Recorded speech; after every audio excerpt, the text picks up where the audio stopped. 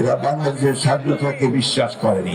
এরা পাকিস্তানের জয় বন্ধুগণ, আজকে নতুন করে এরা বলতে শুরু করেছে এরা কে এখন বাংলাদেশ তৈরি করবে নতুন করে। বাংলাদেশ জাতীয়তাবাদী দলের মহাসচিব মির্জা ফখরুল ইসলাম আলমগীর অভিযোগ করেছেন, একটি রাজনৈতিক দল অতীতে পাকিস্তানপন্থী অবস্থান থেকে এখন বাংলাদেশ করার কথা বলছে, যা জনগণের সঙ্গে প্রতারণার শামিল। তিনি বলেন, যারা ৭১-এর স্বাধীনতার চেতনার বিরোধিতা করেছে তারা আজ নতুন করে দেশ গঠনের দাবি তুলছে। এটি বিশ্বাসযোগ্য নয়।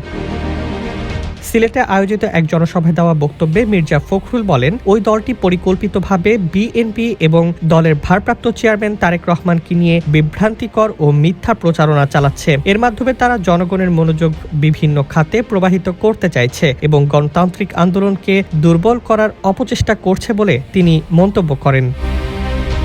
তিনি বলেন, গত ১.৫ দশক ধরে দেশের মানুষ গণতন্ত্র, দৃঢ় বন্ধনের আস্থায় শক্তিশালী স্টিলের আরেকটি নাম জেডএসআরএম, ভোটাধিকার ও মত প্রকাশের স্বাধীনতার জন্য সংগ্রাম করে যাচ্ছে। এই দীর্ঘ লড়াইয়ের ইতিহাসকে অস্বীকার করে যারা ক্ষমতার ভাগিদার হতে চায়, জনগণ তাদের কখনো গ্রহণ করবে না। মির্জা ফখরুল আরও বলেন, বিএনপি একটি সার্বভৌম, গণতান্ত্রিক ও জনগণের অধিকার ভিত্তিক বাংলাদেশ গড়ে তুলতে অঙ্গীকারবদ্ধ।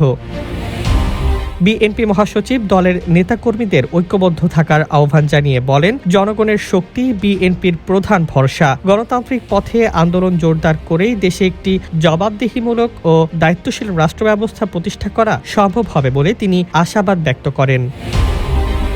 ডেস্ক রিপোর্ট, জয় জয় দিন।